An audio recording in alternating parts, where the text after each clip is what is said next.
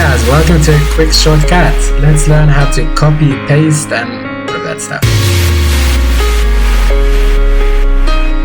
So let's say you've got this lovely star here. You can always copy by clicking Ctrl or Command C, and they'll copy that to the clipboard. By the way, you can always see what's on your clipboard. I think it's by all the computers by holding the Windows icon there and V. So you can see all the stuff there on your clipboard, and then you can choose other stuff from it. So now once it's on your clipboard, then you can press Ctrl or Command V and I'll paste it in place. If you want to paste it exactly above the original star, so set it Ctrl Command C, and now you press Ctrl or Command F. That'll put it right in front of that star. You can't see it because it's exactly the same. Once you move it, then you'll see that there.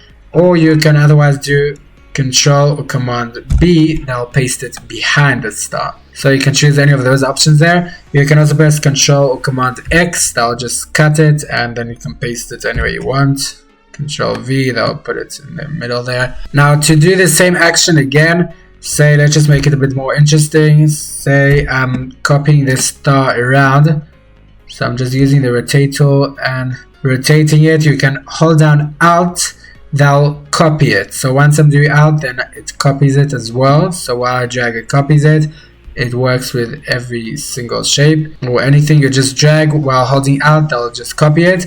And now once I've done that or any other action of copying or pasting, then you can press Ctrl or Command D. They'll redo that same action that you've done, and you've got this beautiful looking thing which you can go on forever with. Fine, so thank you so much for joining me on the video. If you gained anything, please give a like and subscribe.